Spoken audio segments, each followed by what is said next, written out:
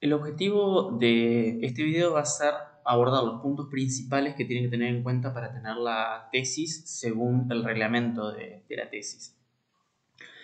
¿Por qué me tomo el tiempo de hacer este video? Porque sucede que hay muchos estudiantes que han presentado su tesis directamente en el final y cuando vemos esa tesis en el final tiene demasiados errores, muchas veces básicos y generales de concepto que hacen que no solo no puedan aprobar, sino que después le tienen que dedicar mucho tiempo a corregirla.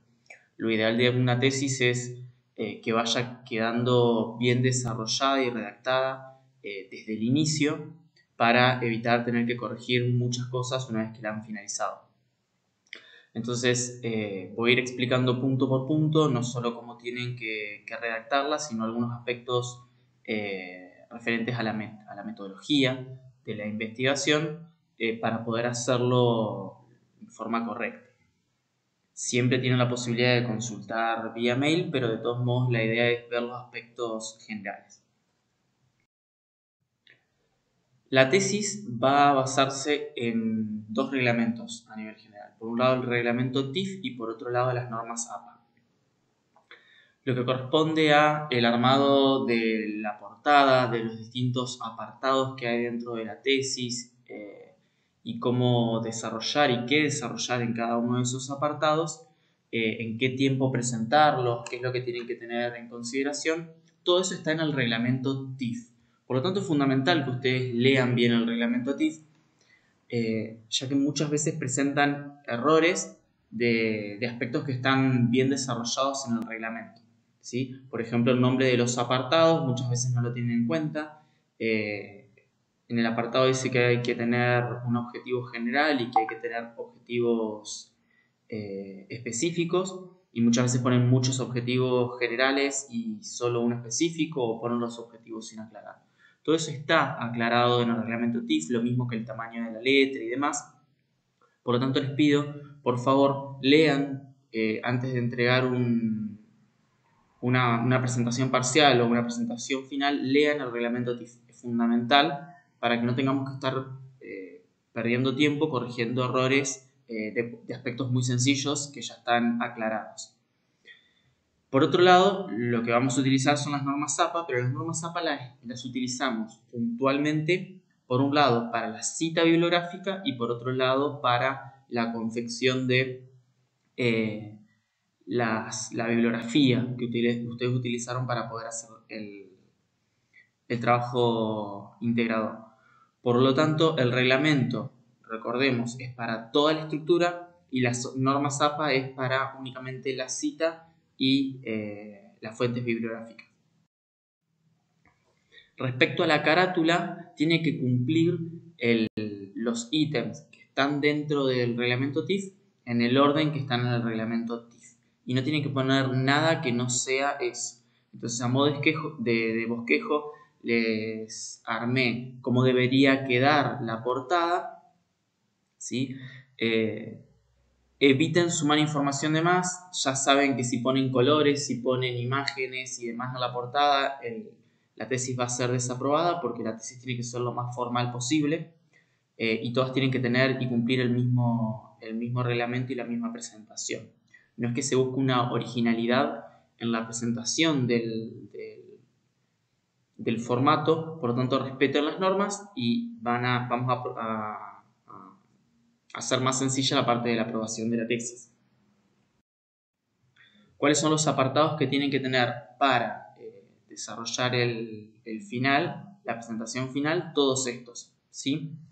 Recuerden que cada uno de estos apartados comienza en una hoja aparte y tiene que tener el título del apartado, un formato en particular, una letra en particular, una tipografía en particular, un tamaño. Entonces eso vayan respetándolo, y por más que todavía no hayan desarrollado las referencias bibliográficas o la construcción o la conclusión, ya vayan dejando una página en blanco con ese apartado. Así ya les va quedando todo el formato de la tesis bien desarrollado y evitan cometer errores cuando van sumando apartados nuevos, ¿sí? Esto es todo lo que ustedes tienen que presentar para la tesis. Actualmente, para el final de metodología, lo que estamos pidiendo es que quede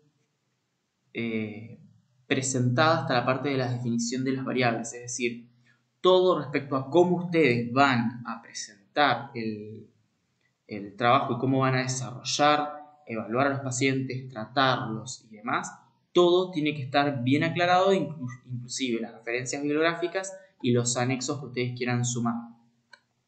¿Qué es lo que no van a presentar? Inicialmente, los resultados y la discusión con la conclusión. Es decir, lo importante en esta presentación inicial es que nosotros podamos ver que todo lo que ustedes quisieron desarrollar, de cómo van a evaluar los pacientes, cómo van a tratarlos, cómo van a reevaluarlos, o qué grupo de población y muestra decidieron evaluar y por qué, todo tiene que estar claro. Nosotros tenemos que ver que hay una relación entre el título, los objetivos, las hipótesis, y todos los distintos apartados respecto al diseño de investigación para saber que una vez que ustedes evalúen los pacientes no se van a cometer errores que requieran a futuro evaluar nuevamente. Actualmente nos está pasando con muchos pacientes que vienen y presentan trabajos en los cuales las herramientas de evaluación que ustedes han elegido no son válidas o las herramientas de evaluación no se coindicen con el objetivo que ustedes tienen o con la hipótesis que desarrollaron, y eso nos lleva a que ustedes tengan que reevaluar todos los pacientes nuevamente y volverlos a tratar. Entonces, para evitar eso, decidimos utilizar este formato en el cual ustedes van a primero hacer toda una presentación de cómo van a llevar a cabo todo el trabajo, y una vez que tengamos aprobada esa parte, ahí sí ustedes van a poder comenzar a evaluar y tratar los pacientes, o solo evaluarlos si es dependiendo del tipo de estudio que es. Pero sí vamos a estar seguros que toda la parte de materiales y métodos que ustedes van a llevar a cabo está bien desarrollado para evitar generar una situación en la cual tengamos que obligarlos a evaluar y tratar nuevamente a los pacientes.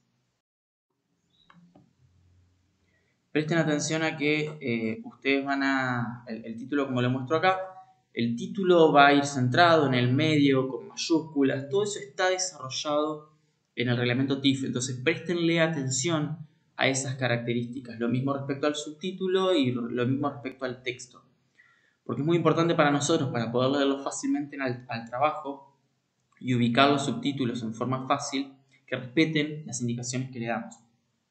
Y recuerden que la parte inferior de la página tiene que ir el número de página, el título del TIF y el nombre de ustedes. Si el título del TIF es muy extenso y ustedes ven que les ocupa mucha longitud o que se superponen con el número de trabajo, con el número de página, con el nombre de ustedes, disminuzcan el tamaño de la letra para que quede de un tamaño acorde en general, para que no se mezcle con el texto, con las tablas y demás. Con respecto a ese tamaño sí pueden jugar para que quede acorde y apropiado. Pero con lo demás siempre tengan en consideración respetar el tamaño del título. Respecto al resumen, ¿sí? ¿Qué es lo que tiene que presentar el resumen? A modo de pautas generales, recordar que cada apartado comienza en una hoja nueva. Entonces, ¿cómo pueden lograr eso? Utilizando el formato de salto de página. Si ustedes utilizan la opción de Word de salto de página, siempre el título les va a quedar, del título de apartado les va a quedar una hoja nueva. Por otro lado, pongan el apartado, ¿sí? No solo el resumen. Como les dije, si ustedes todavía no tienen que presentar la conclusión o los resultados, de todos modos pongan el título de resultados, conclusiones y demás, por más que aún no lo hayan redactado. Así ya les va quedando armado todo el TIF. El resumen en puntuales es lo último en redactarse. ¿Por qué? Porque literalmente es un resumen de todo lo que ustedes han hecho hasta ese momento. Entonces háganlo al final, porque solo cuando ustedes finalicen todo lo que corresponde al momento de la presentación, van a poder hacer un resumen acorde. Fundamental que el resumen no tenga información que no está en el trabajo en general. A veces sucede que a último momento ustedes se acuerdan que hubo alguna característica del trabajo que ustedes no citan o no nombran en el texto y lo ponen en los resultados. Y eso recuerden, no. En resultados solo debe aparecer lo que está desarrollado en el texto de todo el trabajo. Para la presentación final, ¿sí? Para el final de la materia de metodología, ustedes tienen que hacer énfasis en la parte de métodos, en cómo se va a hacer, es decir, en la parte empírica, haciendo hincapié en cómo van a llevar a cabo el estudio, cómo van a evaluar los pacientes, si se trata de un tratamiento, cómo van a hacer ese tratamiento, ¿sí? Eso es lo fundamental para poner en un resumen. Y el resumen va a tener los distintos apartados, ¿sí? Pero en cambio, para la tesis final, ustedes hacen énfasis en los resultados que obtuvieron y en las conclusiones. Van a tener todos los apartados dentro dentro del resumen, pero haciendo hincapié en métodos para la presentación del final de metodología y en resultado y conclusiones para la tesis. ¿Cuáles son los apartados que tienen que figurar sí o sí? Introducción, que va a estar siempre muy breve, pero básicamente como una definición de la patología que ustedes van a abordar o del tratamiento que van a aplicar, como para poner en contexto de qué se trata su tesis. Los métodos, los resultados y la conclusión. Recordemos que si es la presentación del final, ustedes aún resultados y conclusión no van a tener. Entonces pueden desarrollar un poco más métodos y sumar, poner el objetivo general que tienen de la tesis. Dice, por un lado se puede hacer manual, pero les conviene utilizar el que genera Word. Y para utilizar el que genera Word es fundamental que ustedes cumplan las pautas de título, subtítulo y texto que se pide en el reglamento TIF. Debe incluir todos los apartados, todos los títulos, todos los subtítulos e incluir también los anexos, para poder encontrarlo fácil en caso que necesitemos buscarlo rápidamente para hacer la corrección. Puede incluirse un específico para tablas y otro para figuras, pero no es obligatorio porque no está en el reglamento. Y la tipografía debe ser de texto, ¿sí? Así como en el reglamento TIF dice qué tamaño de letra y qué tipografía tiene que tener el texto en general, el índice debe respetar la tipografía del texto, no que les quede con la tipografía del título y del subtítulo, porque a veces el índice que organiza Word, que se llama tabla de contenido, la tabla de contenido utiliza la tipografía y el tamaño de texto de las referencias. Entonces les va a quedar, por ejemplo, en el medio, les va a quedar en mayúscula, con negrita, de un tamaño grande. Entonces no, después ustedes cambian esa tipografía para la tipografía texto. Así todos los apartados dentro de el índice les queda del mismo tamaño y con la misma forma. Respecto a la introducción, ¿qué requisitos va a tener la introducción? Antes de redactar la introducción, ustedes ya deberían haber realizado una lectura extensa del trabajo de investigación. Como mínimo unos 30 artículos ya tienen que haber leído. ¿Qué incluyen esos 30 artículos? Igual, incluye información sobre la patología que ustedes van a desarrollar o la lesión que ustedes van a desarrollar, sobre la evaluación que ustedes medianamente les interesa aplicar a los pacientes, sobre el tratamiento que ustedes van a aplicar en los pacientes, si se trata de un tratamiento, ¿sí? Pero básicamente tienen que haber leído mucho respecto al tema. Porque si ustedes apenas leyeron 2 o 3 artículos o 5, les va a costar organizar, redactar y poder desarrollar todo el marco teórico de la introducción correctamente. Entonces, para este punto en el cual ustedes ya están empezando a hacer la introducción y van a hablar del problema, los objetivos y demás, ustedes tienen que ya haber leído mucho. Si no, van a plantear objetivos que ya han sido abordados por otros estudios y tal vez lo hagan en forma incorrecta. Entonces tengan mucha precaución de haber leído mucho antes de empezar a redactar. Sé que por ahí les aburre a ustedes leer mucha información y por eso es fundamental que ustedes hagan estudios preferentemente de pacientes a los cuales ustedes tienen acceso por un lado y por otro lado que les interese, ¿sí? Por eso es bueno aplicar cosas de la rotación que ustedes están haciendo, de las prácticas que ustedes están haciendo, pero lean mucho antes de empezar a redactar, porque si no después van a tener que borrar todo y empezar a redactar de nuevo porque van a encontrar información mejor en otros estudios. o les vamos a terminar corrigiendo de que lo que le han puesto está mal. Por otro lado, deben ya contar con un tutor que oriente esa lectura. Recuerden que el tutor es fundamental porque el tutor está para orientarlos a ustedes en qué leer, en qué pueden llegar a evaluar en un paciente o qué tratamiento utilizar. Todo eso es fundamental que ustedes ya tengan seleccionado el tutor de acuerdo al tema que a ustedes les interesa. Entonces, cuanto antes busquen tutor, recuerden que no es necesario que sea un profesor de la universidad, pueden buscar kinesiólogos que trabajen fuera de la universidad, pero siempre que estén y que trabajen sobre el tema que ustedes eligieron, ¿sí? Porque si ustedes van a trabajar sobre osteopatía, una técnica de osteopatía, y buscan un kinesiólogo que trabaja en respiratorio y que nunca hace osteopatía, no les va a poder orientar seguramente en forma correcta o en forma extensa qué artículos leer o qué herramientas utilizar. Y a ustedes lo que les sirve principalmente del tutor, y para no agotar a los tutores, lo que más tienen que llevarle consultas es respecto a la lectura y al armado del trabajo en cuanto a la información que van a exponer. Entonces, tengan desde el inicio un tutor seleccionado, varios tutores, para facilitar esa lectura y el conseguir los artículos o el orientarlos en qué leer. Por otro lado, ya deben contar con opciones de variables bien definidas. ¿Por qué? Porque ustedes ya leyeron 30 artículos, ¿sí? O muchos artículos.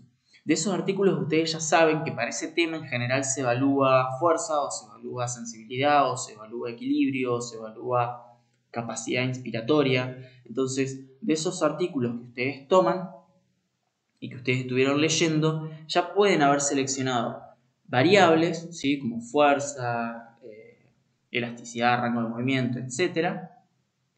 Y necesitan ir anotando esas variables para poder hacer la redacción apropiada de esta introducción. Ya deben contar con una duda o curiosidad respecto a esas variables, es decir, por ejemplo, si la fuerza y el rango de movimiento aumentan con un tratamiento de ejercicio excéntrico, ustedes ya deben contar con esa duda para poder empezar a desarrollar esta parte de introducción. La primera parte de la introducción va a ser plantear el problema, que como mucho va a ser 2 carillas, pero recuerden que la tesis mientras más corta sea, mejor, ¿sí? No queremos que sean extensas solo por rellenar. Necesitamos que tengan la información mínima y fundamental para poder justificar el trabajo. Entonces, cuando planteen el problema, como mucho van a ser 2 carillas. Deben hacer como una mini resumen de lo que conocen del tema, de la patología, de la enfermedad, del tratamiento que ustedes van a evaluar, haciendo énfasis en lo que se conoce de ese tema y de lo que hay dudas respecto a ese tema. Ustedes van a tratar de responder una pregunta a una duda que hay respecto a la temática. Entonces, si fuese este trabajo de entrenamiento excéntrico para mejorar el rango de movimiento y fortalecer, tal vez esta duda nace de que no hay estudios respecto al tema, o tal vez nace de que hay pocos estudios, ¿sí? O que han evaluado pocos pacientes, entonces a ustedes les interesa evaluar más respecto a eso, o tal vez a ustedes les genera duda porque hay algunos estudios dicen que eso sirve para mejorar y otros que dicen que no han encontrado cambios positivos trabajando excéntricamente. Entonces, ustedes van a hacer ese énfasis de decir, de hablar de un poco de cómo es el entrenamiento y que algunos estudios han mostrado cambios y otros no, o que hay pocos estudios respecto al tema, o que no hay estudios específicos respecto al tipo de entrenamiento, para poder dar y poder expresar en forma concreta y sencilla cuál es el problema que ustedes los lleva a hacer esta tesis. Más allá de que necesitan tenerla para poder aprobar la materia y la carrera. Por otro lado, no es necesario en este apartado y no deben incluir referencias bibliográficas, ¿sí? Pero deben evitar, ¿sí? Acá no es necesario decir que tal autor encontró tal resultado o que otro autor encontró otro resultado. Ponen directamente que mientras algunos estudios han encontrado una cosa, otros estudios han encontrado resultados diferentes, lo que deben evitar es que todos esté basado en una opinión personal. ¿Sí? Que ustedes no tengan que citarnos significa que todo lo que están expresando sean puras opiniones de ustedes. Por eso es importante que ustedes ya hayan realizado la lectura. Esto que ustedes hacen acá brevemente, de hablar un poquito de la enfermedad, de hablar un poquito del tratamiento, hablar un poquito de la evaluación, dependiendo qué tema vayan a desarrollar, es lo que ustedes luego van a explayar en el marco teórico, ¿sí? Acá debe ser breve y por eso con que lo hagan en una carilla está perfecto. Luego, habiendo dejado en claro cuál es el problema que ustedes encuentran en la bibliografía, van a poner un objetivo general y van a poner objetivos específicos. Los objetivos específicos en general son como mínimo 3. El objetivo general va a tener como el propósito o la idea central del proyecto, ¿sí? Ustedes ya plantearon que hay un problema porque hay información que se desconoce o que hay poca información respecto a un área de la kinesiología, ya sea respecto a la evaluación de un grupo de personas o respecto al tratamiento de una patología, ¿sí? Entonces su objetivo va a ser encontrar la respuesta a esa pregunta. Y en general se redacta como incluyendo un verbo, ¿sí?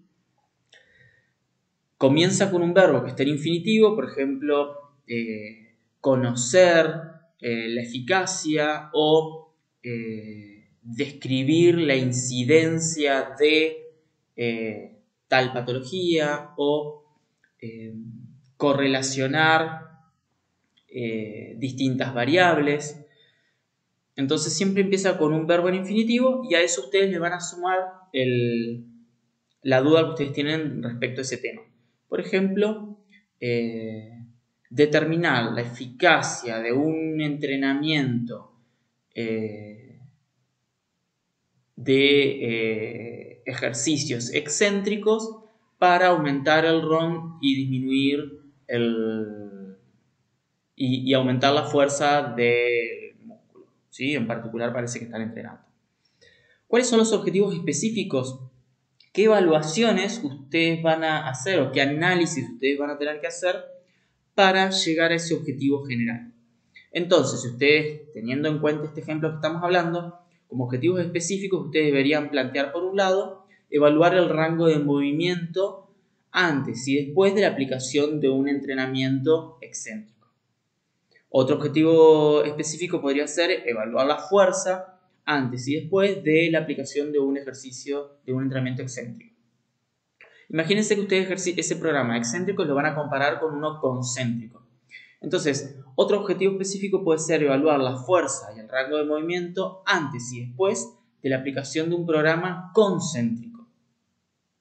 Y por último, otro objetivo va a ser comparar los cambios en el grupo de ejercicios excéntricos con los cambios en el grupo de ejercicios excéntricos. Si ustedes, por ejemplo, quieren correlacionar variables, que lo vamos a ir viendo más adelante, es decir, ver si dos variables tienen relación, ustedes pueden poner como objetivo relacionar la fuerza de las personas con el rango de movimiento. ¿Sí? Entonces ahí lo que ustedes quieren ver es si hay una relación entre que las personas tengan más fuerza con que tengan mayor rango, o si es al revés, mientras más fuerzas tienen, menos rango de movilidad tienen. Ustedes acá lo que están haciendo es eso, desglosando el objetivo general, poniendo qué es lo que ustedes necesitan evaluar y analizar para llegar a las conclusiones del objetivo general. ¿Cuál va a ser la pregunta de investigación? Las preguntas de investigación van a ser básicamente los objetivos, pero planteados en formato de pregunta.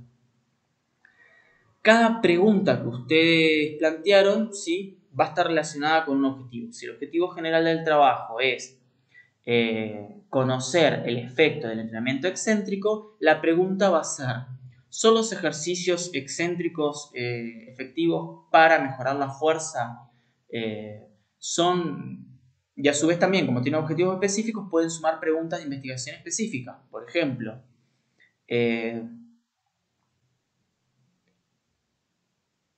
¿aumenta el rango de movimiento el entrenamiento excéntrico? ¿Es mejor el entrenamiento excéntrico que el concéntrico para aumentar la fuerza? Entonces, ustedes están tomando los objetivos, tanto los generales como los específicos, y lo redactan pero en forma de pregunta e investigación, para que cuando el lector lo vea le quede claro cuál es la duda exacta que ustedes tienen, ¿sí? Ustedes ya hicieron, repasando lo que es la introducción, ustedes ya plantean el problema general que hay en la investigación. Plantean cuáles van a ser sus objetivos de trabajo y redactan la pregunta, tiene que quedar bien redactada para que el lector sepa bien puntualmente en claro qué es lo que ustedes van a intentar responder. ¿Por qué? Porque después ustedes van a poner en el apartado de hipótesis, mucho más adelante en la tesis, pero en el apartado de hipótesis ustedes van a poner qué respuesta esperan encontrar a esta pregunta. Es decir, ustedes van a poner, yo espero que la fuerza mejore 10 newtons respecto a la evaluación inicial. O espero que el rango mejore 10 grados respecto a la evaluación inicial. O espero que a mayor fuerza exista menor rango de movilidad, ¿sí? Ustedes vamos a ver más adelante en la portada de hipótesis, pero buscar responder estas preguntas. Entonces las preguntas tienen que estar realizadas en forma bien específica y de hecho ustedes pueden a la pregunta sumarle la herramienta de evaluación, porque ustedes pueden poner evaluar el rango de movilidad pre y post el tratamiento con goniómetro. Evaluar la fuerza con dinamómetro pre y post tratamiento. Y así. Y por último, justificación del estudio. ¿Qué es la justificación del estudio que vamos a poner en esta introducción? Tiene que ser muy breve, como mucho media carilla, en la cual ustedes van a anotar en qué va a beneficiar a los kinesiólogos en general el conocer la información que ustedes van a obtener. Entonces, en general suele estar redactado como: los resultados de este estudio servirán a los kinesiólogos para seleccionar tratamientos idóneos para mejorar la fuerza y el rango de movilidad aplicando la técnica de entrenamiento excéntrico, ¿sí? Entonces, acá lo que ustedes están justificando es en qué sirve en general los resultados que ustedes obtienen de este estudio.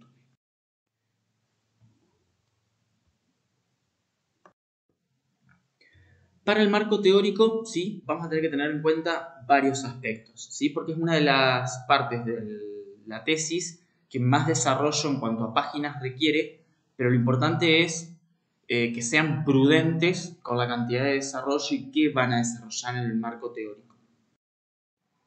A modo de pautas en general, los párrafos deben estar citados. A partir de ahora, ¿sí? Todo lo que corresponde a marco teórico tiene que estar fundamentado en no su opinión personal, sino en información que ustedes consiguieron en esos más de 30 artículos que ustedes han leído hasta el momento y que van a seguir leyendo, porque seguramente ahora cuando empiecen a redactar el marco teórico va a haber apartados que ustedes van a necesitar desarrollar más y van a necesitar buscar tal vez un poco más de información.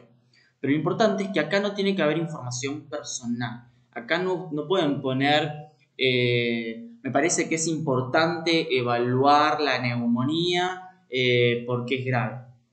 Acá ustedes tienen que poner, la neumonía tiene una incidencia alta y las consecuencias pueden llegar a ser la muerte, basado en artículos que hayan encontrado sobre mortalidad en neumonía. Entonces, dejamos las opiniones personales de lado y usamos información de los artículos que ustedes han leído. Menos es más, ¿por qué? Porque deben desarrollar lo mínimo que un kinesiólogo necesite para poder entender la tesis. Recuerden que las tesis ustedes lo van a leer y lo van a evaluar kinesiólogos. Entonces no pueden usar 20 páginas para hablar cómo es la inserción del bíceps o cómo es la inserción del pectoral mayor solo porque ustedes van a hacer una tesis de hombro. Porque si ustedes fueran a aplicar una tesis sobre tratamiento en desgarro de pectoral, es correcto que desarrollen cómo es el pectoral en forma exacta. Pero si ustedes van a hablar de fortalecimiento de hombro, no necesitan estar hablando de cada una de las inserciones de los músculos del hombro, del brazo, del antebrazo y la mano. Tienen que elegir bien qué información ustedes tienen que poner para que se entienda el tratamiento que ustedes van a usar, ¿sí? Entonces, mientras ustedes seleccionan qué información van a poner, lo principal que tienen que pensar es ¿Es necesario que ponga esto para el trabajo? O si no lo pongo, la tesis se va a entender igual. Y tienen que hacer énfasis, lo que más tienen que desarrollar dentro del marco teórico es la evaluación y el tratamiento. Porque ustedes son kinesiólogos, o van a ser kinesiólogos que están en cuarto año, o que ya terminaron cuarto año incluso, y ustedes tienen que hacer énfasis en lo que ustedes evalúan y tratan en pacientes, no en la biomecánica del hombro o la biomecánica del codo, o cómo es la superficie articular del codo. Ustedes tienen que hacer énfasis en cómo van a evaluar ese codo y cómo lo van a tratar, qué herramientas de evaluación hay para el codo, por qué ustedes seleccionan una o van a seleccionar una en particular. Entonces, lo más extenso es evaluación y tratamiento.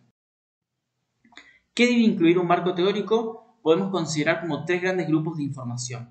Por un lado, información respecto a la población de estudio, de la enfermedad que ustedes van a hablar, de la patología, del traumatismo, del síntoma. Si ustedes van a hacer una evaluación sobre un grupo, sobre una actividad laboral, características brevemente del trabajo, no estamos hablando de 10 hojas de cómo es el trabajo de un plomero, ¿sí? O cómo es el trabajo de oficina, o cómo es el trabajo de un piloto. Pero sí aspectos generales que me permitan después entender por qué ustedes van a seleccionar una evaluación en particular o un tratamiento en particular. Por otro lado, lo que va a interesar es tomen esa enfermedad, tomen esa patología, tomen ese deporte, tomen ese síntoma y averigüen respecto a incidencia, prevalencia, obviamente la definición, las características que tiene ese síntoma, y de cada información que ustedes van poniendo van colocando la cita de qué artículo lo sacaron. Entonces acá van a tener bastante para redactar, en sentido de ustedes tienen que dejar en claro del grupo de personas que ustedes van a evaluar qué información nos pueden dar al respecto. Por otro lado, herramientas de medición. ¿Por qué? Porque recuerden que ustedes van a tener muchas variables. Lo fundamental acá es que tengan muchas variables para medir. Si ustedes presentan una tesis con 2 variables, la vamos a desaprobar seguramente, ¿sí? ¿Por qué? Porque acá lo que nosotros necesitamos es que ustedes pongan a prueba su capacidad de evaluación y análisis del paciente. Entonces, vamos a hablar un poco más respecto a cómo evaluar, pero ustedes tienen que decir, bueno, ustedes van a hablar de esguince de tobillo y van a hablar de inestabilidad a nivel del tobillo y del miembro inferior. Es fundamental que ustedes ya hablaron de la población de estudio, es decir, ustedes desarrollaron la incidencia del esguince de tobillo, qué es, cómo se presenta, los factores de riesgo, todo eso ustedes lo desarrollaron. Ahora tienen que hablar de qué herramientas hay para evaluar la estabilidad del tobillo. Si ustedes van a evaluar fuerza en sus pacientes, porque lo pusieron como objetivo específico, tienen que ver qué herramientas para evaluar la fuerza tienen. Si ustedes van a evaluar rango de movimiento en sus pacientes, porque es un objetivo específico, tienen que hablar respecto a qué herramientas hay para evaluar el rango de movimiento, que si bien está el goniómetro, hay aplicaciones que sirven para evaluar el rango, y tienen que en esta parte ustedes poner qué confiabilidad tiene esa herramienta, qué validez tiene esa herramienta, porque ustedes tienen que ir dejándole al lector de su tesis pautas para que el lector sepa que si la fuerza se puede evaluar por la escala de Daniels y con un goniómetro, que el goniómetro es mucho más válido y sensible para evaluar cambios en fuerza que la escala de Daniels. Entonces ustedes en el marco teórico, cuando hablan de la fuerza y cómo van a evaluar cómo se puede evaluar la fuerza, en el marco teórico tiene que quedar en claro que el dinamómetro, es la mejor herramienta para medir la fuerza. Y es que por eso que ustedes la van a usar. Ustedes no van a usar herramientas que no sean válidas o herramientas que ustedes inventaron para evaluar a los pacientes. Por eso en este apartado tiene que quedar en claro cuáles son las herramientas, pero sobre todo nombrar y desarrollar la mejor y la que ustedes van a utilizar. Y si la que ustedes van a utilizar no es la mejor, al menos tiene que quedar en claro y desarrollado en este apartado el por qué ustedes la están usando, que es válida de todos modos por más que no es la mejor. Y por otro lado van a desarrollar el tratamiento de la patología, ¿sí? Ahora vamos a hablar igual un poquito de cada una, pero tengan en cuenta esto. Van a desarrollar también respecto al tratamiento de la patología, por ejemplo, del esguince de tobillo, o respecto al ejemplo que les daba antes, de los ejercicios excéntricos para fortalecer y ganar rango, ustedes tienen que poner mucha información, toda la información que encuentran respecto a qué técnicas hay, cuánto tiempo se aplica, qué resultados se ha visto que se obtiene. No es que tengan que copiar y pegar el artículo científico, pero sí tienen que decir que hay estudios de entrenamiento excéntrico que aplicándolo media hora han observado mejorías significativas en la fuerza, en el rango, en el equilibrio, etc. Entonces, respecto al tratamiento de la patología, el signo del síntoma que ustedes están desarrollando, tiene que haber también bastante aporte y bastante información en su... Respecto a la población de estudio, entonces, como les dije, muy importante que haya una definición actual de la patología, por ejemplo, del síntoma o del signo que ustedes van a desarrollar. Por eso pueden utilizar las guías de práctica clínica o artículos recientes, ¿sí? Sobre todo si tienen guías de práctica clínica sobre esguince de tobillo, utilizan las definiciones que están en la guía, es lo mejor que pueden utilizar porque es información dada por expertos. Y no recurran nunca, jamás a cita de páginas. Si nosotros vemos que ustedes tienen muchas citas de páginas de internet, de diarios y demás, le vamos a devolver la tesis porque la justificación tiene que ser científica y una página de internet no lo es. Respecto a datos de prevalencia e incidencia, lo mismo. Pueden utilizar artículos científicos de la región que describan si esa enfermedad es frecuente, si ese síntoma es frecuente, por qué se da. Y acá sí, obviamente, por ejemplo, si ustedes hablan de datos regionales respecto a fracturas de cadera y tienen información del INDEC respecto a las fracturas de cadera, pueden utilizarlo. ¿Sí? Pero solo en esas excepciones podemos utilizar artículos o información de internet y tiene que estar correctamente citado. Entonces ustedes tienen que ir a APA, a la guía APA y ver cómo APA recomienda citar una página de internet. Y por último, variables que están relacionadas, ¿sí? A la patología. Por ejemplo, si ustedes están hablando de un esguince de tobillo, es probable que hablen de propiocepción, que ustedes hablen de fuerza, que ustedes hablen de rango de movimiento, que ustedes hablen de dolor. Entonces, más allá de hablar de la patología, van a poder y van a tener que hablar un poquito de las variables que van a relacionar con ese esguince de tobillo. ¿Por qué? Porque ustedes las van a evaluar, las tienen que evaluar y van a después, más adelante, hablar de qué herramientas van a utilizar para cada una de esas variables. Entonces, en este apartado de población de estudio, ustedes ya van dando pie a hablar luego de qué herramientas de medición van a utilizar para estas variables que están relacionadas a esa patología. Entonces, como dieron paso a las herramientas de evaluación, es importante que cada variable para el estudio tiene que presentar al menos una herramienta y las propiedades psicométricas que avalan el uso, ¿sí? Si es una app que mide rango de movimiento, nombrar artículos que hayan utilizado y validado esa app. Aún si es la escala visual análoga, ustedes no alcanza solo con que pongan que van a utilizar la escala visual análoga después. En este apartado de marco teórico, ustedes tienen que decir que la escala visual análoga es una de las herramientas más utilizadas en la bibliografía para el uso para evaluación de dolor y también justificar con estudios científicos que digan cuál es la validez y la confiabilidad de la escala visual análoga para la evaluación de dolor en la población general. Bien. Si ustedes van a hacer estudios, por ejemplo, los cuales no apliquen un tratamiento, van a tener que tener aún más desarrollo de este apartado de evaluación, porque si ustedes no van a aplicar ningún tratamiento en su grupo, es decir, solo van a evaluar pacientes, es fundamental que tengan un cuerpo robusto de información respecto a la evaluación que ustedes van a hacer. Fundamental que tengan mucha información.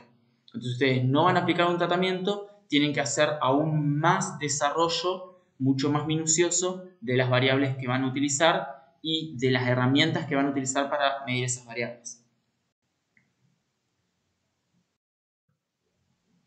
Y respecto a la parte del tratamiento, si el TIF utiliza el tratamiento como lo dijimos, fundamental que presente la mayor cantidad y los artículos de mayor calidad para justificar el uso de ese tratamiento.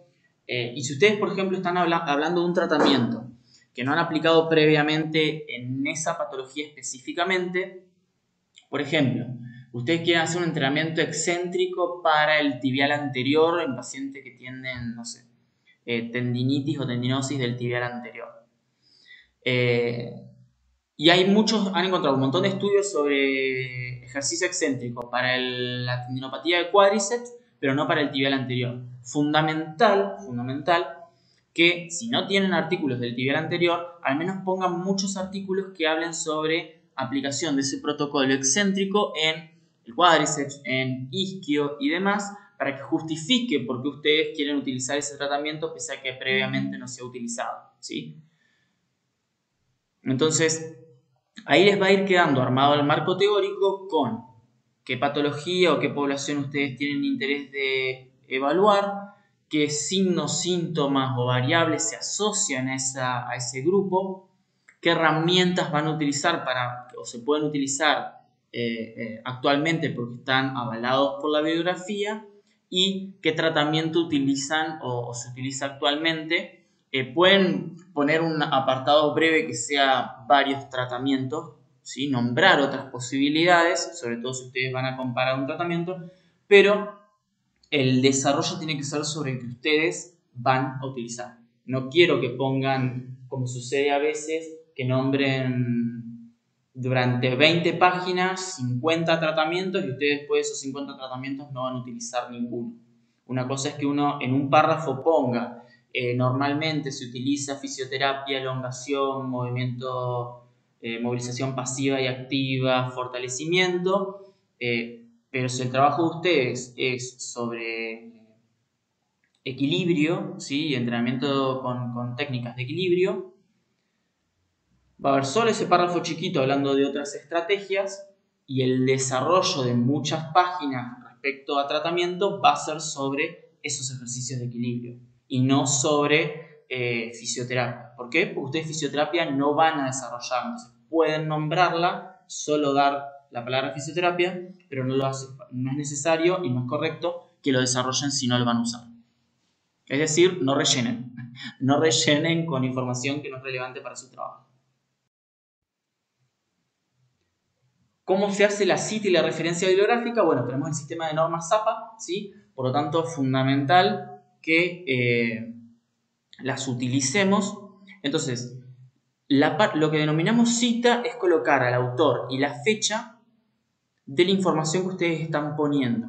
Si ustedes, por ejemplo, leyeron un artículo que dice que la incidencia de los 15 de tobillos es en 1 de cada 300 jugadores al año, y eso lo dijo González en el 2013, ustedes van a poner la incidencia de el 15 de tobillo es de 7 de cada 300 habitantes, de 7 de cada 300 jugadores, etc. Y entre paréntesis van a poner González 2013. ¿Sí? ¿Para qué? Para que no se considere que ustedes están plagiando o están robando información de otro autor. Cada vez que ustedes dan información de otro autor, tienen que aclarar quién es ese autor para precisamente evitar el plagio, que puede ser un problema legal grave. Entonces, a eso es lo que denominamos cita. Que ustedes pongan qué autor y en qué año encontró esa información que ustedes se están imponiendo. Y hay distintas formas de hacer la cita, ¿sí? Lo vamos a ver, pero hay distintas formas. Lo importante es que tenga este formato del apellido del autor, si tiene justo dos apellidos del autor, ponen los dos, coma, el año en el cual lo publicó. Y por otro lado van a tener la referencia bibliográfica, que eso va al final de su tesis, en la cual es la cita pero desarrollada. ¿Por qué? Porque yo sé que Méndez Paz en el 2009 desarrolló esa información. Si yo quiero buscar ese artículo porque me interesa esa información, voy a ir a la referencia bibliográfica que dice Méndez Paz 2009 y voy a obtener también el nombre del trabajo, a qué revista pertenece ese trabajo, qué volumen, qué número de esa revista publicó ese trabajo, incluso el DOI, es decir, el número individual electrónico para ese artículo, para poder encontrarlo y descargarlo fácilmente, ¿sí? Entonces, ustedes van a poner la cita en el marco teórico y la referencia bibliográfica en forma correcta para al final de la tesis. ¿Qué posibilidades tienen de redacción de textos según la cita? Las citas pueden ser textuales o pueden ser parafraseadas. Generalmente utilizamos parafraseados, ¿sí?, de la información. ¿Cuándo utilizamos cita textual? Cuando queremos literalmente decir y exponer lo que dice otro artículo. Como yo les dije, por ejemplo, a veces vamos a buscar poner la definición de una enfermedad. Entonces, si yo quiero hablar de Parkinson, yo no tengo que parafrasear la definición de Parkinson. Me conviene ponerla textualmente. Entonces, abro comillas, copio y pego la definición de Parkinson y cierro las comillas. Entonces, entre las comillas me va a quedar el copiado, pegado de la definición. ¿Por qué? Porque yo no quiero poner más o menos cómo es la definición de Parkinson. Quiero poner la definición textual. Lo mismo si existen criterios diagnósticos, ¿sí? Los puedo poner textualmente a los criterios diagnósticos. No quiero poner, si son 5 criterios diagnósticos, más o menos redactar 3. Tengo que poner los 5 y los 5 como están redactados en la guía de diagnóstico. Entonces, ese tipo de situaciones a las cuales puntualmente yo quiero poner textualmente lo que dice el autor original, utilizo una cita textual. Y si no, lo que yo hago es, por ejemplo, con el ejemplo que les daba de colocar información respecto a la incidencia de una patología. Yo leo que en un cuadro del INDEC figura que la incidencia de fractura, por ejemplo, de fractura de cadera, es de 100 personas de cada 100.000 habitantes. ¿Sí? Es decir, que de cada 100.000 habitantes, 100 sufren una fractura de cadera al año.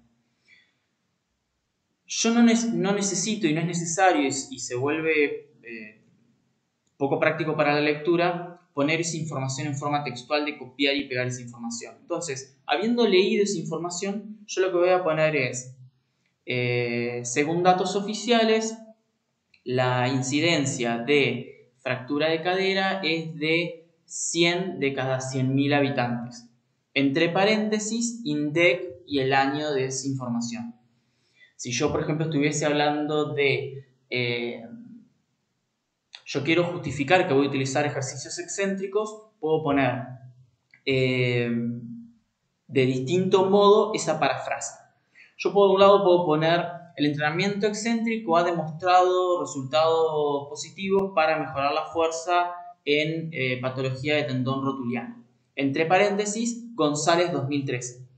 Pero también lo que puedo poner es, según González, entre paréntesis 2013, el programa de entrenamiento excéntrico es efectivo para mejorar la fuerza. Otra forma podría ser, en el 2013 González demostró que el entrenamiento, es decir, que vamos a tener distintas formas de utilizar la información, de redactarla, ya sea textual o ya sea para... Acá tenemos algunos ejemplos. ¿Por qué estos son citas textuales y no son parafrases? Porque fíjense que la expresión está entre paréntesis. Y en todos los ejemplos está exactamente igual.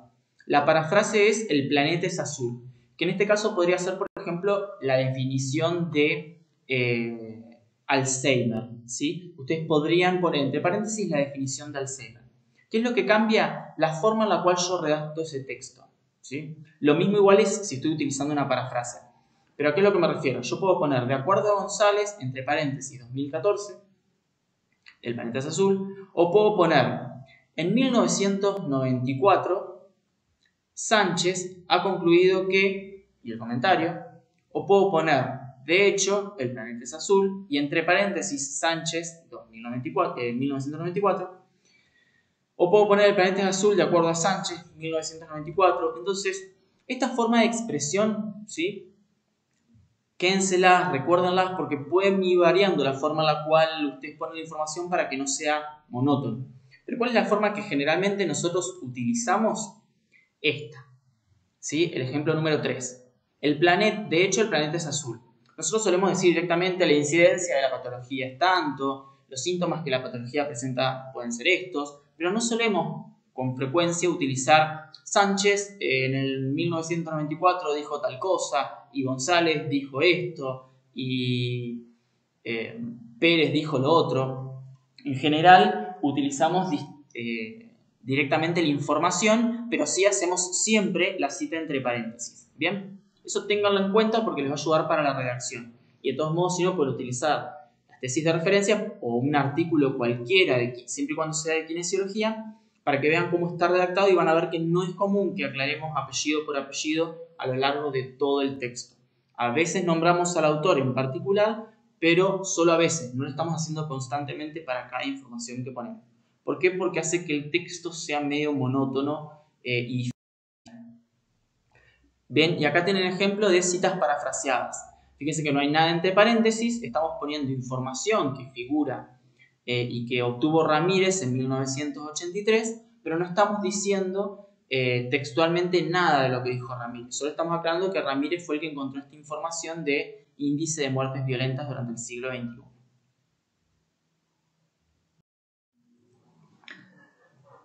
Siguiendo, vamos a comenzar a explicar cómo desarrollar la parte empírica, que es una en realidad de las más importantes desde el punto de vista de la materia.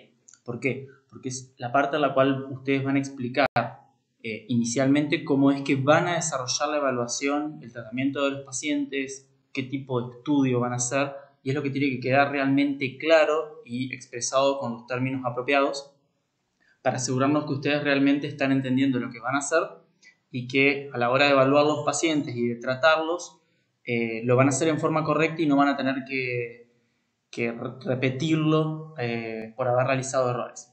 Entonces, esta es una de las partes que más tienen que prestar atención a la hora de definir cómo van a evaluar, qué tipo de estudios. Cuando habla del tipo de estudio, ustedes tienen que poner el alcance que va a tener el estudio. Un estudio puede tener distintos tipos de alcance dependiendo cuál sea el objetivo. Y en particular dependiendo qué tanto se conoce respecto al tema de investigación. De lo que he visto que utilizan las tesis previas, en general suelen poner varias formas, y esto puede suceder que un estudio tenga varios alcances al mismo tiempo. Lo importante es que ustedes entiendan cuál es la definición de cada uno de estos tipos de alcance. Un estudio puede tener un alcance exploratorio, descriptivo, correlacional o explicativo. O puede tener todos al mismo tiempo. Básicamente, la palabra les está diciendo a qué se refiere cada uno. Cuando hablamos de un estudio exploratorio, nos hacemos referencia a un área de investigación en la cual conocemos muy poco. Por lo tanto, iniciamos esta investigación explorando todo lo que se conoce al respecto y dando información de qué es lo que se conoce, eso poco que se conoce respecto a un tema. Es decir, que ustedes en general consideran que la tesis de ustedes es exploratoria porque tiene toda la parte de marco teórico en la cual exponen información respecto al tema en que van a desarrollar. ¿Sí? Eso es básicamente por el cual la mayoría de sus estudios ustedes suelen definirlos de forma exploratoria, pero no es necesario que pongan que es exploratorio. Es indistinto. Lo que nos va a interesar es lo que viene a partir de ahora. ¿Sí? Este tipo de estudios exploratorios, nuevamente lo digo, son útiles si hay poca información respecto a un tema. Si no, en el caso de las tesis de ustedes, se utiliza como una forma de que ustedes muestren todo lo que averiguaron al respecto del tema para poder realizar el estudio. Aparte de exploratorio, en realidad cuando ya tenemos más información, cuando conocemos bastante de un tema no es necesario explorarlo, porque ya existe información y no es necesario aunarla. Entonces podemos llegar a tener alcances, como por ejemplo un alcance descriptivo. Cuando ustedes evalúan a un grupo de sujetos, es lo que comúnmente denominamos la muestra del estudio, uno de los primeros pasos que van a hacer es evaluar esa muestra y en su trabajo van a describir lo que encontraron en la evaluación. Para hacer esta descripción utilizamos distintas herramientas de medición, ¿sí? Que es lo que ya hemos estado hablando de las variables y las herramientas con las cuales ustedes evalúan esta variable. Entonces el alcance descriptivo de un estudio va a consistir en describir mediante cuadros, mediante texto, mediante dibujos, los hallazgos que ustedes tuvieron al evaluar esa población, ya sea que haya tenido una sola evaluación, ya sea que haya tenido una evaluación inicial y una evaluación final, ya sea que hayan evaluado dos grupos distintos, entonces describen qué encontraron en cada grupo y los comparan, ¿sí? Pero lo principal acá es que la parte descriptiva de un estudio o un estudio tiene un alcance descriptivo cuando ustedes evalúan al grupo de personas y mediante gráficos, tablas o texto describen toda esa evaluación inicial que hicieron. En cambio, que tenemos un estudio de tipo y de alcance correlacional cuando buscan establecer relaciones entre distintas variables. Es decir, luego que ustedes describieron a la muestra que evaluaron con las distintas herramientas, lo que pueden haber tenido el objetivo, y esto realmente depende de si ustedes se plantearon ese objetivo o no, pero en general les pedimos que se planteen objetivos que tengan que ver con correlación de variables, es definir si existe la relación entre dos variables diferentes. Por ejemplo, si una variable es fuerza de miembro inferior y otra variable es equilibrio en adultos mayores, por ejemplo, podríamos definir si existe una relación entre la fuerza y el equilibrio como un objetivo, ¿sí? Y eso va a hacer que nuestro estudio tenga un alcance correlacional. ¿Por qué? Porque aparte de describir la fuerza que encontré en estas personas y describir el equilibrio que tenían, lo que voy a ver es si, por ejemplo, las personas que tienen más fuerza tienen más equilibrio y las personas que tienen menos fuerza tienen menos equilibrio. O al revés, yo puedo relacionar con que las personas que tienen más fuerza tienen menor movilidad y las personas que tienen menos fuerza tienen mayor movilidad. No importa si la relación entre las variables es directa o es inversa. Lo importante es que se tiene que respetar para esa muestra en particular que el comportamiento de una variable influye sobre la otra.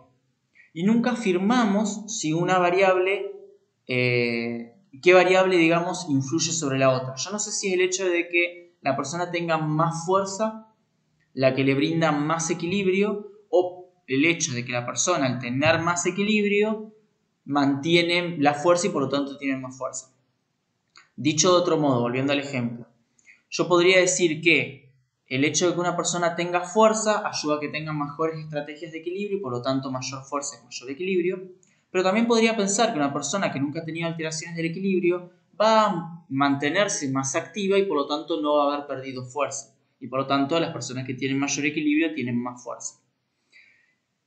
Cuando hablamos de correlación, en este caso de alcance correlacional, no buscamos necesariamente definir un sentido. Yo no sé si la persona tiene más fuerza por tener más equilibrio o tiene más equilibrio por tener más fuerza. Lo que sí puedo definir con este tipo de alcances es que esas dos variables están conectadas entre sí. Y para eso se utilizan análisis estadísticos específicos. ¿Por qué es importante generar correlación? Porque nos permite explicar o al menos tener en cuenta determinados fenómenos que se dan en la rehabilitación o la evaluación de las personas. Ahora bien, las variables que nosotros queremos correlacionar es importante que tengan sentido lógico y que estén dados al menos por la lectura que ustedes realizaron. Por ejemplo, esta relación entre debilidad y caídas o el hecho de que una persona tenga más dolor va a generar menos movilidad es coherente, se puede explicar desde un fundamento teórico y eso seguramente lo podemos encontrar explicado en artículos científicos en bibliografía. Ahora bien, muchas veces he visto en muchos de ustedes que por el simple hecho que ustedes evaluaron peso y edad, uno de sus objetivos es determinar si existe correlación entre peso y edad. No hay motivo teórico por el cual las personas a mayor edad tengan menor o mayor peso, ¿sí?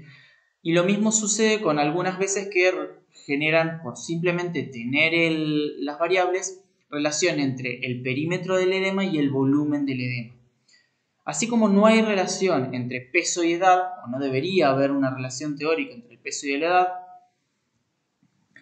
el perímetro de edema y el volumen pasa exactamente lo contrario.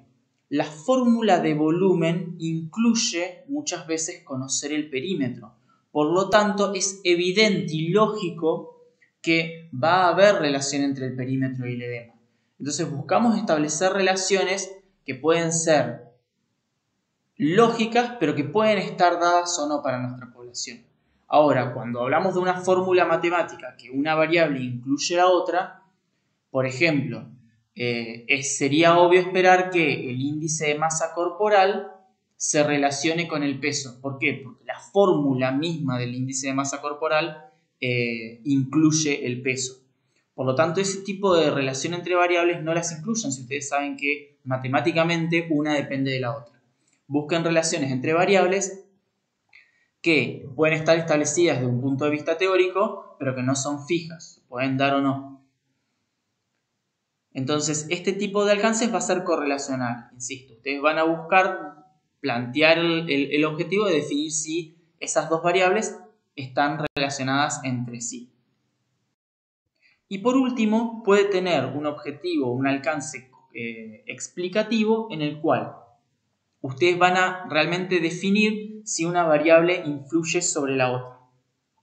Específicamente, para este tipo de tesis que ustedes realizan, lo que van a buscar determinar es si el tratamiento que ustedes aplican influye sobre el signo, el síntoma, la fuerza o cualquier otra variable. Es decir, lo que denominamos variable dependiente y variable independiente, ver si existe una relación entre esas variables. ¿Cuál es, en este caso, la variable que ustedes van a ver si se modifica o no? Es todas las variables que ustedes evaluaron en cada uno de los pacientes y qué variable van a determinar si influye en esas variables el tratamiento. Entonces, nuevamente, mediante un análisis estadístico, ustedes van a determinar si realmente el tratamiento fue un factor determinante para hacer que se modifique el dolor, el peso, la inestabilidad, la frecuencia cardíaca, la frecuencia respiratoria, etc., en sus pacientes. Entonces, como les dije, ustedes pueden llegar a tener uno o más alcances en sus estudios. Acá lo que importa es que ustedes lo definan apropiadamente y que puedan poner por qué su estudio tiene un alcance explicativo, y si no lo tienen, no pongan que tiene ese alcance, pongan solo que es un alcance correlacional y descriptivo. Descriptivo porque van a buscar evaluar distintas variables en la población y exponer los hallazgos, y correlacional porque ustedes van a buscar evaluar, mediante análisis estadístico, si existe una asociación entre esas variables, pero sin definir el sentido de esa correlación. Si tienen dudas o si quieren justificar estas definiciones, pueden utilizar la bibliografía de la cátedra, que con eso correctamente. Entonces recuerden, esas son las distintas formas que tienen de definir el alcance de. Respecto al diseño del estudio, hay muchas formas de definir diseño del estudio, eso va a depender del autor que ustedes tomen, ¿sí? Actualmente en kinesiología solemos directamente tener distintas características y nombres para cada uno de los estudios, pero vamos a buscar simplemente que haga una descripción general. Si el estudio es, por ejemplo, prospectivo o retrospectivo, y si el estudio es longitudinal y transversal. Prospectivo es cuando ustedes van a evaluar a los sujetos luego de haberse planteado la tesis. En cambio, retrospectivo es cuando ustedes toman evaluaciones que se hicieron en forma previa al planteo de la tesis. Es decir, si ustedes realizan su tesis en base a una base de datos que tiene un centro o un consultorio o el hospital, etc. En cambio, vamos a hablar de longitudinal, cuando ustedes a los sujetos lo evalúan más de una vez, es decir, ustedes lo citan para una evaluación y lo vuelven a reevaluar al mes, esos son 2 evaluaciones por sujeto. Entonces el estudio va a ser longitudinal, porque a la persona la siguieron en el tiempo para ver si las variables cambiaban. En cambio, vamos a decir que es transversal si ustedes solo evaluaron una sola vez a la persona, que es como, lo que solemos decir es como sacar una foto a la persona. Ustedes pueden solo decir cómo la persona se encontraba en ese momento, pero no van a poder establecer si hicieron cambios o no. Hace poco, por ejemplo, tuvimos el caso de una alumna que el objetivo que ella había planteado era determinar si evaluando a deportistas se mejoraba la postura.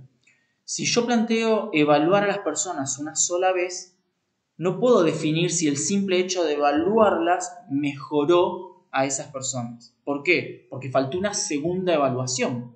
Entonces, si yo a las personas solo las evalúo una vez, no puedo ver qué pasó después en el tiempo. Entonces, es importante que ustedes definan si su estudio va a ser transversal o longitudinal, porque a mí básicamente y en forma rápida me permite determinar si ustedes a las personas las evaluaron solo una vez y van a describir lo que pasó en esa evaluación, o si evaluaron más de una vez y van a describir cómo llegaron las personas y cómo cambiaron después de un tiempo. Respecto a la hipótesis, que también es muy importante, recuerden que la hipótesis es la respuesta que ustedes creen que van a tener las preguntas de investigación y tienen que estar claramente relacionadas con los objetivos que ustedes tuvieron. Entonces, así como habíamos hablado en su momento, si el objetivo de ustedes era determinar si un tratamiento excéntrico mejora la fuerza y el rango, la hipótesis descriptiva va a ser que las personas al inicio del tratamiento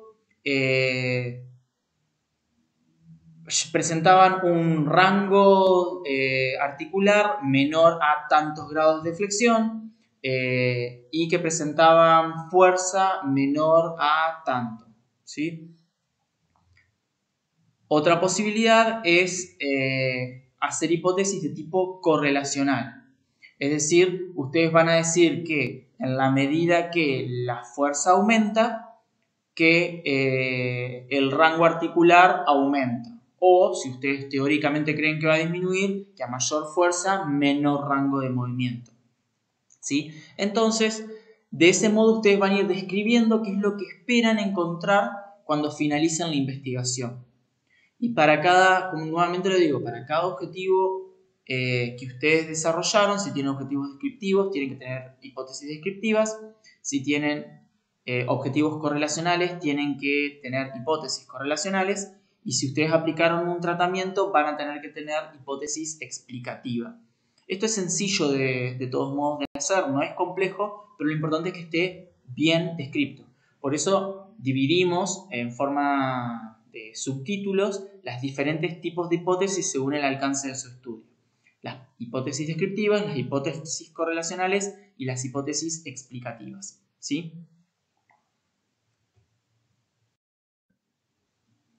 Respecto a la muestra hacemos referencia de el grupo general de personas que ustedes van a definir. Por ejemplo, si ustedes van a evaluar un grupo de jugadores de básquet, ¿sí? Porque les interesa evaluar una característica de los basquetbolistas, muestra es la cantidad de personas que ustedes realmente van a evaluar dentro de los basquetbolistas en general. Entonces, para que nosotros entendamos cómo hicieron la selección y demás, ustedes tienen que ser muy específicos respecto a de dónde obtuvieron a los jugadores de básquet. ¿Fueron un club en particular? ¿Evaluaron varios clubes? ¿Evaluaron basquetbolistas que concurren a un consultorio? Sacaron una publicación en el diario o en redes sociales para conseguir basquetbolistas, para que se sumaran a su estudio. Es importante que ustedes escriban y anoten cómo van a obtener o cómo obtuvieron, en caso que ya lo hayan hecho, a esos sujetos. Por otro lado, cómo es la asignación al estudio, que en el caso de ustedes suele definirse que la asignación es por conveniencia. ¿Qué significa que la asignación al estudio es por conveniencia? Que todas las personas que ustedes toman las colocan y las ingresan directamente al estudio. Porque muchas veces yo lo que puedo definir, y en varios estudios se hace de ese modo, es tomar solo algunas personas y no todas las personas que quieren participar del estudio, o todas las personas disponibles para participar del estudio. Entonces, es importante que ustedes pongan y aclaren que si ustedes fueron, en la medida que las personas iban encontrándose disponibles para participar del estudio, si ustedes las incluían directamente en el estudio o si aplicaban algún determinado proceso de aleatorización para definir si esa persona iba o no a ingresar al estudio. Bien, pero insisto, en general como ustedes necesitan el mayor número de personas lo más rápido posible, no suelen poner algún criterio para limitar el ingreso. Ustedes van tomando sujetos a la medida que van llegando. Y por último, si ustedes van a tener dos grupos de tratamiento, ¿sí? Por ejemplo, en caso que apliquen un tratamiento van a tener dos grupos, ustedes tienen que definir si fue al azar que ustedes iban definiendo si un paciente iba a ir a un grupo de un tratamiento y iba a recibir el otro tratamiento, o si la elección del tratamiento estaba definida de una forma externa. Por ejemplo, si ustedes están asistiendo a un consultorio en el cual las personas que tienen tratamiento o que tienen mucho dolor reciben un tipo de tratamiento y las que tienen menos dolor reciben otro tratamiento, van a tener asignado directamente qué paciente va a cada grupo. Entonces, si tienen dudas, obviamente la idea de este video no es explicar cada uno de los procesos, para eso cursaron la materia. Si tienen dudas, tienen la bibliografía para consultarlo, o si no, nos pueden consultar. Pero bueno, la idea es que ustedes de la muestra describan nuevamente cómo llegaron a obtener los sujetos y de dónde, cómo fueron ingresando los sujetos al estudio, y en caso que hayan aplicado un tratamiento para un grupo y un tratamiento a otro grupo y lo comparen, cómo fueron asignados los sujetos de la muestra a cada uno de los grupos, si por azar o nuevamente también si fue por otro proceso. Respecto a los materiales, es muy importante que describan qué materiales utilizaron para la evaluación y qué materiales utilizaron para el tratamiento. Tiene que haber una descripción buena, en especial si utilizan aparatos de fisioterapia, si de evaluación utilizaron una app, es importante que ustedes aclaren por un lado las características de la app, pero sobre todo las características del celular que ustedes utilizaron. No es lo mismo las apps para Android que para Apple, entonces, o iPhone mejor dicho. Entonces tengan en cuenta el describir bien todos los materiales que ustedes necesitaron para la evaluación y para el tratamiento. Respecto al protocolo de evaluación, ustedes ya en marco teórico estuvieron hablando de las distintas herramientas de evaluación que hay para las distintas variables que van a evaluar. En este protocolo de evaluación lo que ustedes van a anotar es paso a paso, desde que llegaba el paciente, qué test le fueron tomando y en qué orden, ¿sí? Y en los anexos pueden poner el test en blanco. Eso es importante, porque si ustedes, por ejemplo, toman un índice, ¿sí? Por ejemplo, el índice de Bartel, ustedes pueden poner el índice de Bartel en blanco en anexos para que los lectores del trabajo sepan cómo es el índice de Bartel sin tener que estarlo explicando bien en detalle, pregunta por pregunta o respuesta por respuesta que puede dar el paciente. Solo describen las características generales del test. Siempre que tengan información, es útil en esta parte del protocolo de evaluación que si el test que ustedes están tomando tiene distintos puntos de corte, es decir, puntajes a los cuales uno va a considerar que menor de tal puntaje tiene un significado, mayor de tal puntaje tiene otro significado, que lo vayan agregando a la descripción del test, ¿sí? Porque brinda información importante respecto a la herramienta de evaluación que ustedes utilizaron. Respecto a la definición de las variables, ustedes van a nombrar todas las variables que evaluaron en los pacientes, ¿sí? Por lo tanto, es importante definir a esas variables de dos modos distintos. Definición conceptual y la definición operacional. Definición conceptual, es importante que ustedes no le inventen, eso que lo saquen de artículos. Cuando ustedes dicen qué es fuerza, qué es dolor, qué es peso, qué es altura, qué es equilibrio, qué es inestabilidad, no inventen la definición, no pongan una definición al azar que a ustedes les parece. Busquen un artículo, busquen un consenso, busquen un libro del cual puedan citar esa definición. Definición conceptual es básicamente eso, aclarar qué es. Hace poco tuvimos un problema con un alumno que puso que iba a evaluar mortalidad en su estudio, ¿sí? Y cuando estábamos viendo los valores que habían obtenido los pacientes de mortalidad, era evidente que no coincidía la forma en la cual él estaba anotando la mortalidad con la mortalidad que como le había definido, ¿sí? ¿Y por qué se da eso? Porque él tenía un concepto de qué era la mortalidad, pero utilizó otro sistema para evaluar la mortalidad. Entonces, aparte de la definición conceptual, es decir, del qué es, de definir la variable que ustedes están evaluando o van a evaluar, tienen que poner la definición operacional, es decir, el cómo van a obtener ese valor. Por ejemplo, en caso de altura, decir se va a medir al paciente con una regla de altura. Si ustedes hablan de peso, aparte de definir qué es el peso, ustedes van a decir se va a utilizar una balanza de esta marca y se le va a pedir al paciente que se pare sobre la balanza, etc. Ustedes tienen que ser muy específicos de cómo van a realizar esa medición en el paciente. Sí, puede ser, por ejemplo, que la definición, ustedes quieran evaluar equilibrio. Entonces, conceptualmente el equilibrio lo pueden definir como la unión de las distintas fuerzas que influyen sobre un cuerpo, o pueden definirlo como la capacidad que tiene la persona de mantener el centro de gravedad dentro de la base de sustentación, la que ustedes quieran. En el lado operacional, por ejemplo, va a ser el equilibrio se evaluó mediante el test de integración de los sistemas sensoriales, ¿sí? Entonces ponen el test con los cual evaluaron, la herramienta con la cual evaluaron esa variable. Tienen que estar las dos, la conceptual y la operacional, para cada una de las variables que ustedes utilizaron. En este apartado se van a colocar, y solo en este apartado, los resultados del estudio. Es decir, antes de este apartado, ustedes no van a nombrar ni cuántas personas se evaluaron, ni cuántas fueron a cada grupo.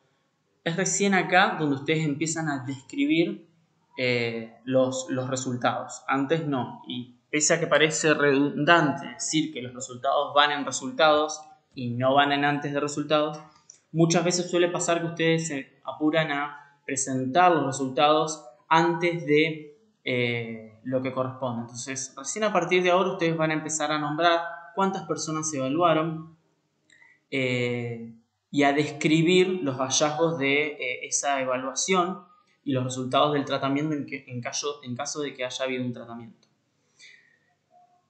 Van a ver en general que todos los artículos científicos de kinesiología cuentan con lo que se denomina una tabla 1, ¿sí? en el apartado de resultados.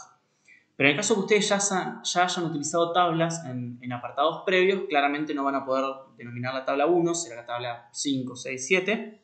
Pero ¿en qué consiste esta tabla 1? En la tabla 1 se presentan los datos generales de la muestra que ustedes obtuvieron.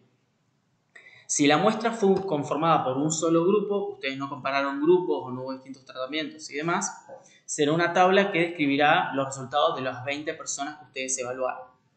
Si ustedes dividieron esas 20 personas en dos grupos de 10, tendrán que en esta tabla 1 hacer una columna para los resultados del grupo experimental y otra para la del grupo control.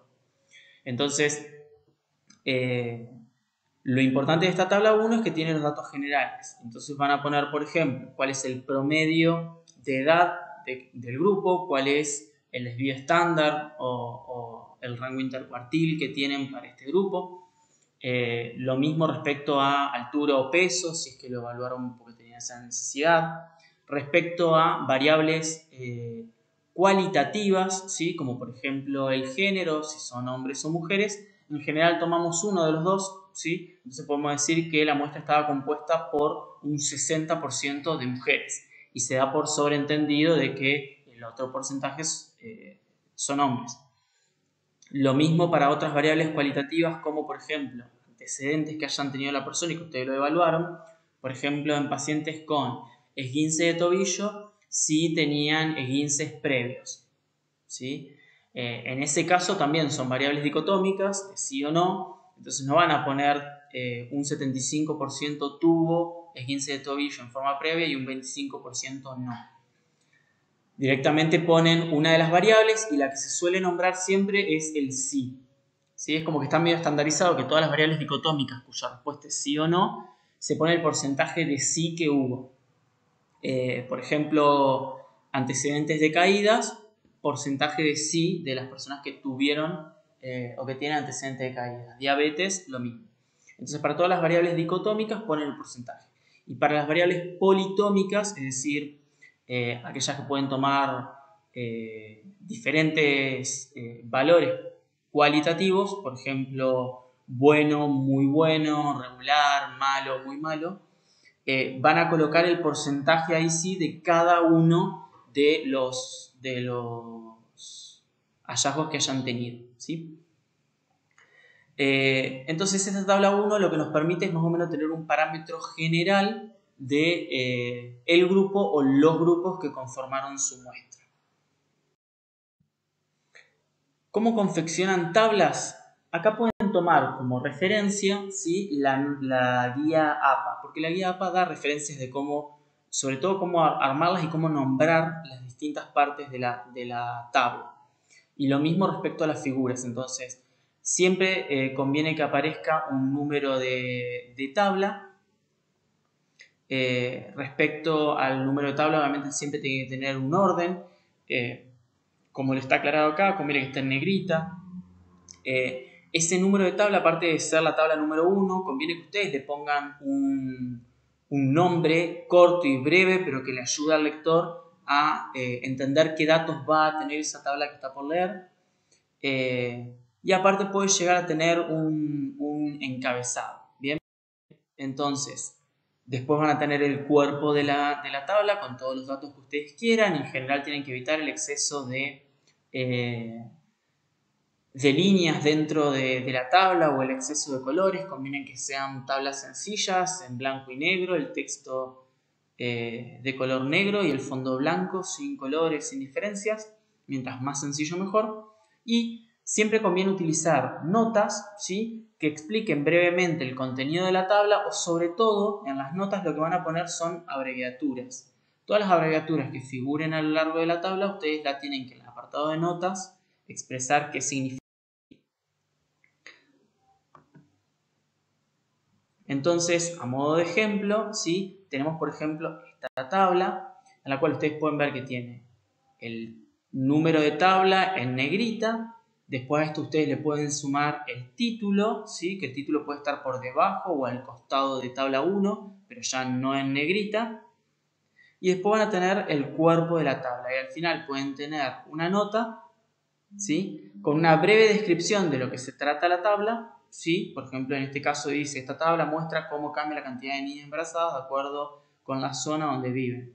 Pero si no, ustedes podrían en la nota de la tabla simplemente poner siglas que figuren en la tabla. Por ejemplo, imagínense que ustedes acá, en vez de poner embarazadas, para que la tabla quede más corta, ustedes pongan E, después pongan A y después pongan no E.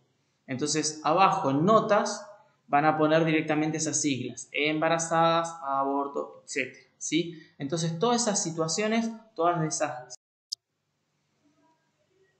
Una vez que ustedes presentaron todos los resultados, que para eso van a ir intermezclando texto, tabla y figura. Y un dato fundamental, ¿sí?, es que cuando ustedes pongan tablas, cada tabla que pongan, no solo en resultados, sino también en discusión, las tablas y las figuras tienen que ir citadas en el texto, ¿sí? Ustedes, por ejemplo, están hablando de los resultados, comienzan diciendo: en este estudio se evaluaron 20 sujetos, dentro de los cuales 10 estaban en el grupo experimental y 10 en el grupo control.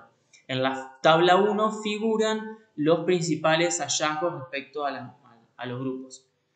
Y ustedes ponen figura 1 para que el lector sepa que tiene que ir, tabla 1 para que ustedes sepan que el lector tiene que ir a esa tabla 1. Siempre recuerden nombrar en el texto cada una de las tablas, porque si no las tablas están sueltas y uno a veces como lector no sabe en qué momento ir viendo las tablas para no adelantarse al texto o no adelantarse los datos que tiene la tabla. Entonces ustedes pueden ir describiendo parte de los resultados en texto, pero también pueden utilizar las tablas y las figuras para resumir esos hallazgos.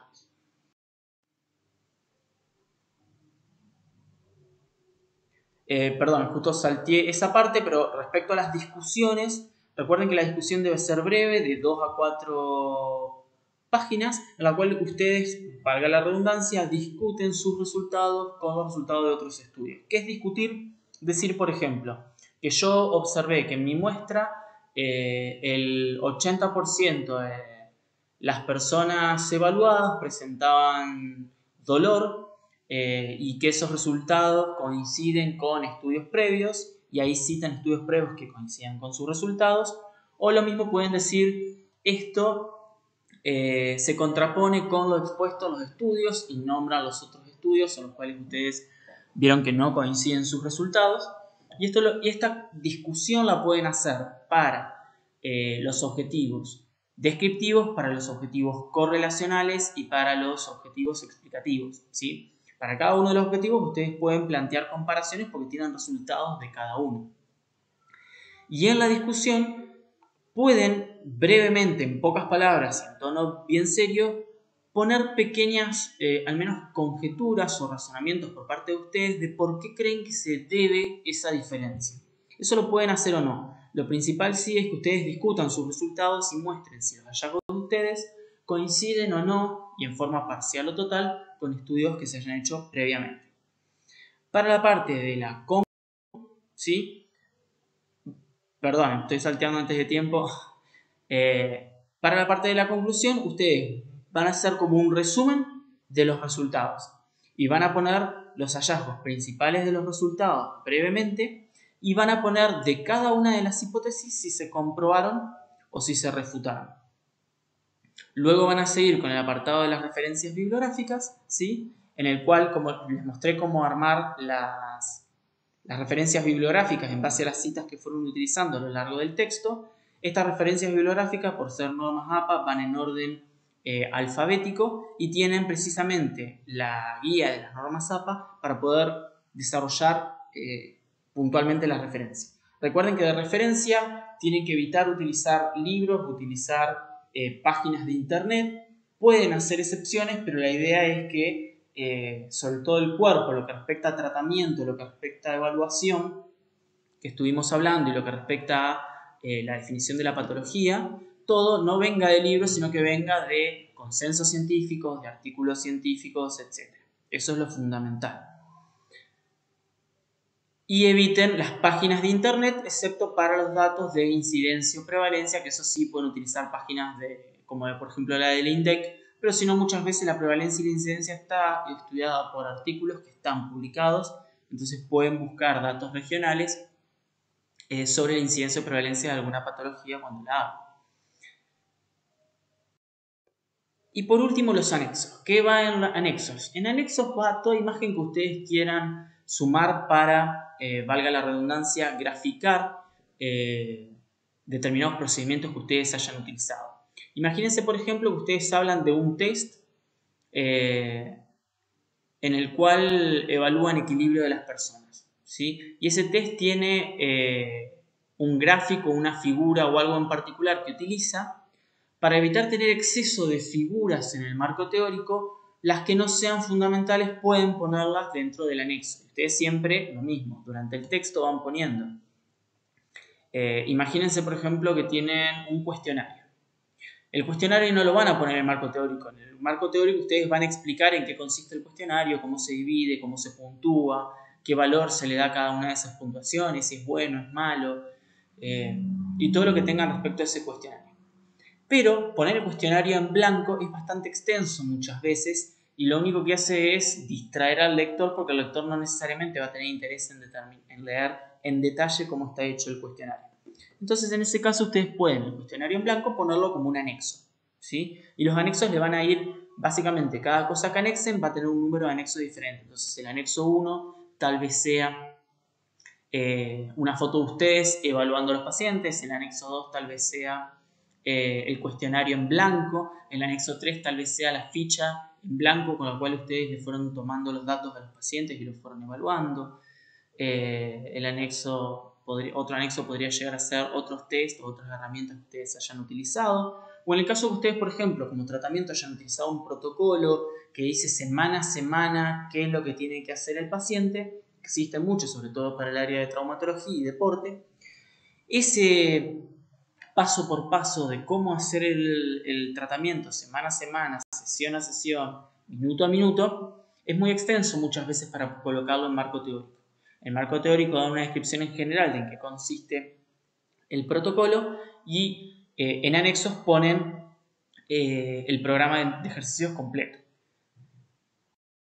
Entonces, retomando, si ustedes ya rindieron todas las materias, tienen todas las materias aprobadas y lo único que les queda es presentar la tesis, tienen que presentar todo esto completo a la cátedra de metodología de investigación, específicamente mi mail, que es alejandro.mendelevich@um.edu.ar.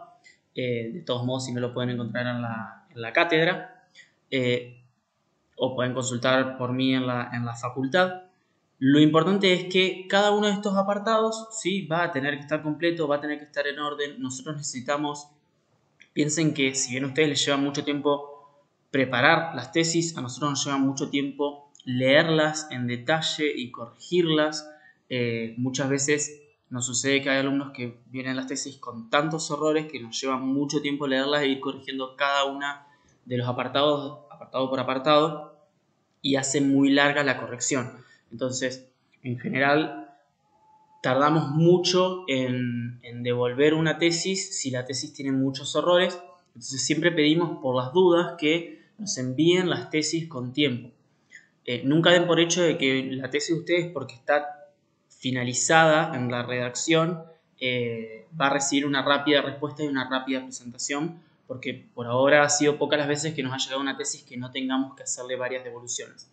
Entonces, siempre envíennos la tesis, y si ustedes todavía no han presentado nada, por favor, preséntenlo, sobre todo porque lo que nos interesa ver, por un lado, es que la parte de hasta el punto 4 del marco teórico, con el planteo de problemas, los objetivos y demás, esté bien hecho, porque eso nos permite ver que después la parte empírica va a ser coherente. Ya si nosotros empezamos a ver problemas en el planteo del problema, en los objetivos o en las preguntas de investigación, seguramente la parte empírica también va a arrastrar problemas. Entonces, por favor, siempre preséntenos lo antes posible esos apartados para chequear de que pueden continuar con la parte empírica.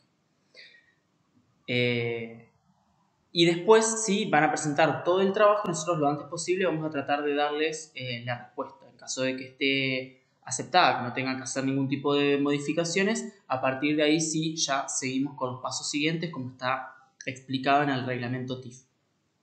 Pero nunca den por hecho de que la tesis, porque la presenten, van a devolverla se la vamos a devolver sin correcciones, porque en general suele pasar, ¿sí? Porque son trabajos muy largos y es raro que a uno no se necesite corregir ninguno. Entonces, si ustedes tienen que solo presentar la tesis, tienen que presentar todo esto. En cambio, ustedes son estudiantes de metodología y tienen que rendir el final, lo que van a hacer es presentar el protocolo del trabajo, es decir, cómo lo van a llevar a cabo el trabajo. Por eso no van a presentar ni los resultados, ni la discusión, ni la conclusión.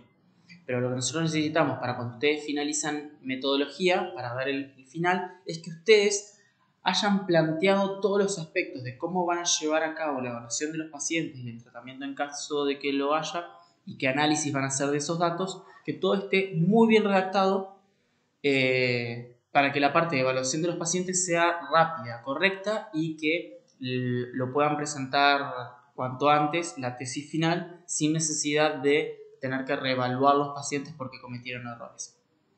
¿Sí? Entonces, tengan en cuenta esta diferencia de si ustedes tienen que rendir el final de metodología o no, o si tienen que presentar la tesis final, para ver qué es lo que van a presentar y sobre todo para definir, digamos, esto de lo del final de metodología. Sí, tengan en cuenta, y hago la aclaración ahora por las dudas, yo soy el nuevo jefe de cátedra desde este año 2003, ¿sí?